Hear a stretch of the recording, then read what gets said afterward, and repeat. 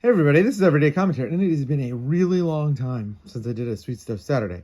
This one is recorded on a Sunday, but you get the idea. It's a 3-day weekend, so technically this is the part of the weekend where I have another day to go, so it could be a Saturday. But the reason why is pretty simple. It's some major changes. Wait, where did the heating stuff go? Oh, it's all on the wall now! Yay! So, this is a long time coming, but we went to my sister's house, and she had a tankless hot water system. And then we saw how much money we would get as a rebate, both from the state and the feds. And we timed it just right. We got the rebate in the last day before the rebate program expired. So that meant that all of this stuff is gone. It also means that our oil tank is gone. And as you can see, I have a pretty good lineup of tools all the way over to here. And then I have a big space. So I wonder what we could put there. Anyway, that's why it's been a little bit of chaos downstairs in the basement. But the system works great. It's really nice, super efficient. It's a little expensive, but in the long run, I think we'll either save money, or if we don't save money, we'll have a better heating system. It also means I can possibly get a generator because we'll have an in-ground propane tank, so that would be pretty sweet. But let's talk about Sweet Stuff Saturday. So I don't remember if I was able to post a video of this. So if it is, I'm really sorry. It's a repeat, but this is the Fresnel Synergy 3 LT. The original Model 3 had a hinge here and a hinge here, and it was a little bulkier. This is already a pretty solid, stout piece of machining, so making it even heavier was, whoa, not a good idea for me. When Ben announced that he was making an LT version, which has the same central column here, you unscrew this pops off, you put the batteries in, you put it back. Everything is similar to the way it was on the Synergy 1. The light is just bigger and more powerful. The other major upgrade, aside from being bigger and more powerful, is this. There was just a pretty simple rubber booted button on the original Synergy. But this one is actually a machine part, and it has a bunch of functionality to it. So the first thing is you can just twist it, and now it's in lockout mode, which is really, really nice. The second thing is it has the coolest UI. So one click, the light comes on. 2 clicks, the light comes on in high. Press and hold, light comes on low. But this is where it gets even cooler. That's all pretty standard. Once it's on, if you hold it, it ramps up. And then if you, while it's on, you press and then you click and then hold. So now it ramps down. And because the mode that you have as your default mode, the one button press, is mode memory, I can go in and raise it and then turn it off. And then it comes back to that. That is a really great UI. I love the user interface on this. This is the best user interface on the market right now. The light is absolutely gorgeous. It's wonderfully machined. These little grooves on the side make it capable of being sort of held like almost in like a pistol grip. Really, really great light. Totally different than anything else out there. Love the double stuck format, especially with the button underneath. I mean, the light's just never gonna fall out of your hand. The light also tail stands like a beast. The only problem is this is a big giant hunk of aluminum. There's no way around it. I mean, it weighs a lot. I want to say this comes in at like 4.2 ounces, something like that. I forget exactly, but it's a chunk. The clip works great. As I said before, this is the typical Frelux system where you unscrew this with this little thumb screw, and then the whole thing separates. Here, I'll show you. So you give it a couple of good twists, and then you can just pull the entire thing apart like that. There's the inside of the light. Put the batteries back in. I'm running NIMS. It can run 10-880s, but I'm running NIMS right now, so it's not as high as it could be. It could be up to 600, but that's plenty bright for me. So that is the Frelux 3LT. Great little light. There were some still in stock when I checked last. Maybe not anymore. This is a great light.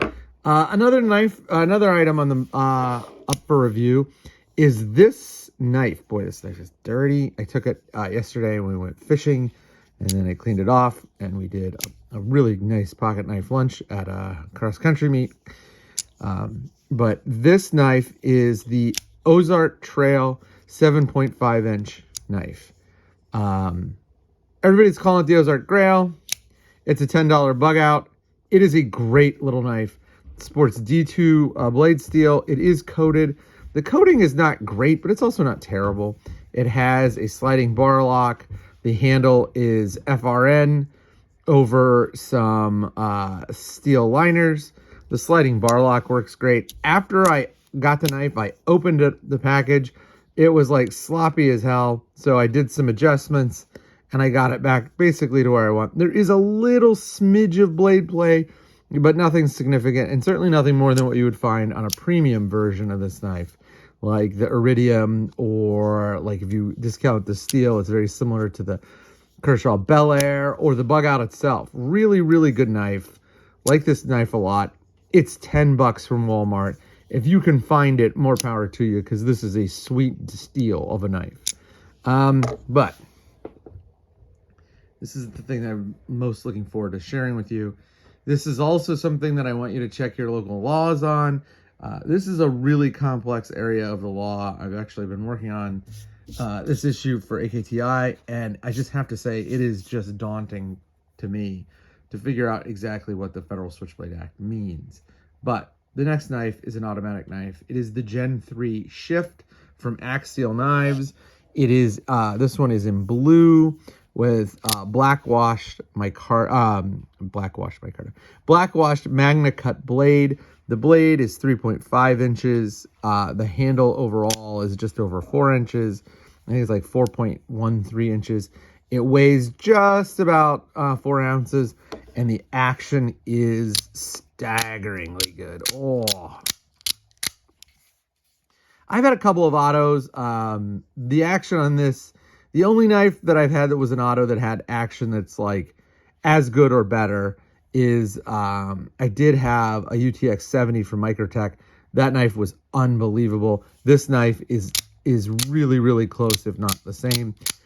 Crazy thing is, this is an American-made automatic knife with premium knife steel, and this came in at $229. If they still have some in stock, go over and pick them up, because this thing is just the balls. It is the coolest, most fun knife to play with. One of the things is, when you carry a switchblade every day, you realize a lot of the limitations of a switchblade. So, for example, I really don't do any food prep with this knife. I don't want any food to get caught in the housing. And so this knife is basically just like a box cutter, or, you know, I've used it to do some marking stuff around the workshop, open packages, things like that. Nothing crazy, but I would never do food prep with this. Whereas I, obviously, as you can see, I've done food prep with this guy, and it turns out fine. I'm just worried about stuff getting stuck in the housing. One thing that I would note is that the knife is there's a lot of space between the silhouette or profile of the handle and the silhouette or profile of the knife. One of the things that Microtech does really well is their blades seem to be just the same size as the handle. Obviously, that's impossible, but through a lot of really clever design tricks, they make it look that way. And that's one of the things that I think that Axial could do better at. I mean, there's a big gap here. And so, like, if you're trying to cut stuff, you're going to miss a big chunk of the blade, you know? Like, the actual cut would start like right there. So this whole portion of the blade is really not being used. Interesting issue to have. That's probably something that comes up on autos more than other kind of knives. Another thing I would note is this deep carry over the top pocket clip is just amazing. It's a really good, really sturdy, minimally invasive deep carry over the top pocket clip. When the knife is in your hands, it kind of goes right here into that slot created by your finger joints. And so, you know, opening and closing the knife is super easy. In an ice pick grip, you're still okay. I've cut some rope with this, and it's fine. It like I said, either disappears right here or it disappears right here in your hand. If you want to see what a really nice American-made auto looks like, and you don't want to spend a ton of money, this is definitely the thing to look at. You know, like every one of the knives, the Benchmades, the Kershaw, the Microtechs, they're going to be more than this knife, and they don't come with magnet cut steel, other than I think the live wire. So really, really, really cool knife from a cool company. I'd love to see them bring back that manual folder. I don't know if they made it or they had somebody make it for them, but they had a manual flipper folder that was like 2.8 inches or 2.9 inch blade. Really cool design. It's out of stock, but this auto is probably one that I'm going to keep in the permanent collection.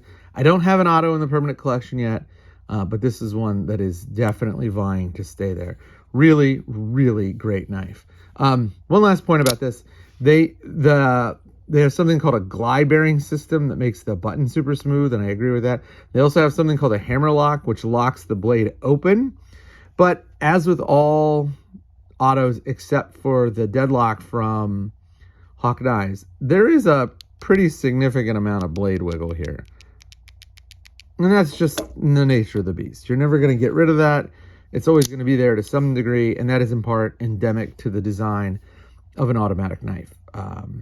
That being said, when you have something like that and you see it and you're like, when you have something like this, it's like, okay, like obviously this kind of folder is a sturdier design.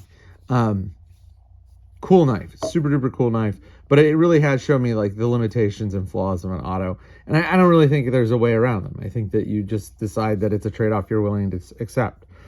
You know, you don't get nothing is cooler than deploying an auto, but there are some drawbacks that are associated with or required because of that super awesome automatic deployment and disengagement, and just so good. I have not had a single fail fire on this. I have not had it come detached from the sled or any of the springs not work. I have not had to pull it back in or pull it out, push it back in or pull it out manually. I can tell you that the auto that I got from PDW, the Prometheus Design Works auto, that one had some serious problems. It would derail probably every 9th or 10th fire. And so this mechanism is just much more solid. And like I said, the only knife that I can think of that it's an auto that I've handled that is its peer is probably the Microtech. Really, really good design here. Love the color. This is just the coolest blue. And when you put these together, oh, that is a sweet, sweet EDC. So, thanks a lot. Sorry for the delay. A little bit of craziness. And I wonder what's going to go there. Hopefully not insulation. The insulation out today.